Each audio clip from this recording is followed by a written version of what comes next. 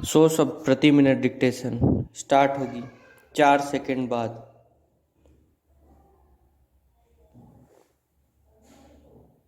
राजनीति में आपराधिक पृष्ठभूमि वाले लोगों की बढ़ती दखल पर नकेल कसने के लिए सर्वोच्च न्यायालय ने 2 बड़े सख्त आदेश दिए हैं। पिछले साल फरवरी में अदालत ने कहा था कि राजनीतिक दलों को अखबारों में छपवाकर और अपनी वेबसाइट के होम पेज, ट्विटर हैंडल और अन्य संबंधित मंचों पर यह स्पष्टीकरण देना होगा कि उन्होंने आपराधिक पृष्ठभूमि वाले कितने लोगों को टिकट दिया है और क्यों दिया है। उन्हें हर उम्मीदवार का आपराधिक ब्यौरा देते हुए यह भी बताना होगा कि उन्हें चुनाव लड़ाना क्यों उचित समझा। क्या उससे बेहतर कोई उम्मीदवार उन्हें नहीं मिला। जाहिर है यह आदेश राजनीतिक दलों को असहज करने वाला था और कयास लगाए जा रहे थे कि वे इसकी अनदेखी करेंगे। वही हुआ। बिहार विधानसभा चुनाव में लगभग सभी दलों ने अपने प्रत्याशियों के आपराधिक विवरण नहीं दिए। इससे सर्वोच्च न्यायालय ने अवमानना करार देते हुए 8 राजनीतिक दलों पर भारी जुर्माना लगाया है। इसके अलावा अदालत ने दूसरा फैसला सुनाया है कि अब कोई भी राज्य सरकार किसी प्रतिनिधि के खिलाफ चल रहा कोई भी आपराधिक मुकदमा बिना उच्च न्यायालय की अनुमति के खुद वापस नहीं ले सकती। ये दोनों फैसले देश की लोकतांत्रिक व्यवस्था में मील का पत्थर साबित हो सकते हैं अगर इन पर कड़ाई से अमल किया हो। पिछले कुछ दशकों से राजनीति में आपराधिक छवि वाले लोगों की संख्या लगातार बढ़ती गई है। शायद ही कोई राजनीतिक दल है जिसमें ऐसे नेता ना हों जिन पर संगीन आपराधिक मामले दर्ज ना हों।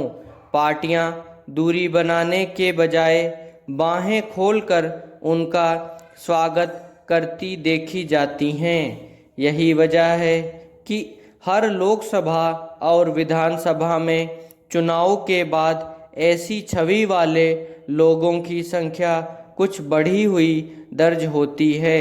स्वाभाविक ही इसे लेकर लोगों में असंतोष है। वे इस प्रवृत्ति पर रोक लगाने के लिए अक्सर निर्वाचन आयोग की तरफ आंखें लगाए रहते हैं, मगर वहां से कोई उत्साहजनक प्रतिक्रिया नहीं मिल पाई। इसलिए सर्वोच्च न्यायालय की सख्ती से लोगों को लोकतांत्रिक प्रक्रिया में शुचिता की उम्मीद स्वाभाविक रूप से बढ़ गई है। अदालत ने सख्त टिप्पणी की है कि अब देश का धीरज जवाब दे रहा है। उसने कहा है कि पार्टियां अपने प्रतिनिधियों का आपराधिक ब्यौरा तुरंत प्रस्तुत करें, जिसमें उनके अपराध की प्रकृति, उन पर चल रही सुनवाई आदि का स्पष्ट उल्लेख हो। विराम पैरा। लोकतंत्र में मतदाता को अपने प्रतिनिधि के बारे में जानने का पूरा हक है। इसी के मद्देनजर निर्वाचन आयोग ने अलग अलग समय पर उम्मीदवारों के व्यक्तिगत विवरण में कई बार नई जानकारियां मांगी हैं। हालांकि चुनाव के लिए पर्चा दाखिल करते समय अब हर उम्मीदवार को अपनी संपत्ति, कमाई और आपराधिक मामलों का भी ब्यौरा देना पड़ता है, मगर अक्सर ज़्यादातर लोग उसमें अधूरी, भ्रामक और गोलमोल जानकारियां पेश करके खाना पूर्ति करते देखे जाते हैं। अब राजनीतिक दलों की जवाबदेही होगी कि वे बताएं कि उन्होंने एक आपराधिक पृष्ठभूमि वाले व्यक्ति को क्यों उम्मीदवार बनाया। इस तरह शायद वे ऐसी छवि के लोगों को टिकट देने से हिचकेंगी। सर्वोच्च न्यायालय ने सख्त लहजे में कहा है कि ऐसी पृष्ठभूमि के लोगों को कानून बनाने का कोई अधिकार नहीं है, मगर जिस तरह राजनीतिक दलों में बाहुबल और धन बल से वोट हथियाने की प्रवृत्ति जड़ जमा चुकी है, वे किस हद तक इससे मुक्त हो पाएंगे, देखने की बात है। अगर वे सचमुच लोकतांत्रिक मूल्यों में विश्वास करते हैं तो राजनीतिक दलों को इस पर अपनी अंतरात्मा को टटोलने की जरूरत है। विराम पैरा। हम जीवन में सुख पाना चाहते हैं तो सुख के बीज बोना सीखना चाहिए।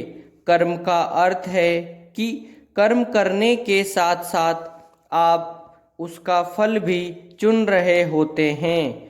आप भी और मैं भी अवश्य ही और हमेशा ही अपने जीवन के हर पल ऐसी स्थिति में रहते हैं जहां कुछ ना कुछ चयन करने के, कुछ ना कुछ चुनने के अवसर हमारे सामने उपस्थित रहते हैं।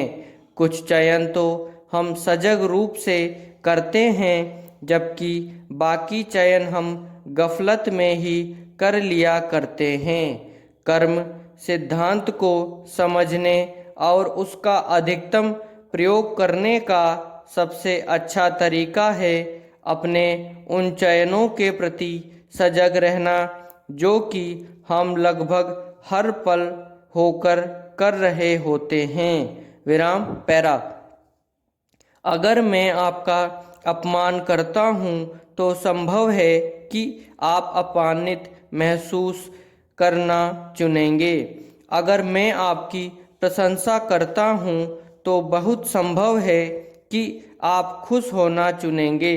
जरा सोचिए, है तो यह आपका ही चयन। मैं आपका अपमान कर सकता हूँ, लेकिन फिर भी आप यह चुन सकते हैं कि खुद को अपमानित महसूस ही ना करें। दूसरे शब्दों में, हम में से अधिकांश लोग स्वाभाविक रूप से और अनजाने ही ऐसी प्रतिक्रिया करने वाले होते हैं जिनके भड़कने का बटन लोगों व हालातों के हाथ में रहता है। पैरा। रूसी मनोवैज्ञानिक पावलोव ने यह प्रयोग करके दिखाया था कि अगर आप अपने कुत्ते को कुछ खाना देने से पहले घंटी बजाने लगें तो फिर जब भी आप घंटी बजाएंगे तो तुरंत ही उसके मुंह में लार आने लगेगी, क्योंकि उसके मुंह में लार आना घंटी से जुड़ गया होता है। हमारी प्रतिक्रियाएं लोगों और परिस्थितियों द्वारा भड़काई गई प्रतीत तो होती हैं, लेकिन हम भूल जाते हैं कि हमारी प्रतिक्रियाएं भी तो वे चयन हैं जो हम जीवन भर पल प्रति पल स्वयं करते रहते हैं। पैरा। किसी प्रतिक्रिया का चयन करते समय अगर आप एक पल के लिए रुक जाएं और 2 कदम पीछे जाकर अपने उन चुनावों को एक बार देख लें तो केवल इतना करने से ही आप अनजाने में की गई कई प्रतिक्रिया की समूची प्रक्रिया को सजग होकर देख सकते हैं। सजग होकर अपने चयन का यह तरीका आपको बहुत शक्ति देगा। जब भी आप कोई कर्म करना चुनते हैं, कुछ भी, तब आप खुद से 2 बातें पूछ सकते हैं। पहली बात, जो कर्म करना है मैं चुन रहा हूँ उसके परिणाम क्या होंगे। अपने मन में आप तुरंत जान जाएंगे कि वे क्या होंगे। दूसरी बात, जो कर्म करना मैं चुन रहा हूँ वह क्या मुझे और समाज को सुख देगा? अगर इसका उत्तर हाँ में आए तो आगे बढ़िए, लेकिन इसका उत्तर अगर ना में आता है तो उसे मत चुनिए। यह एकदम सीधी सरल बात है। विराम।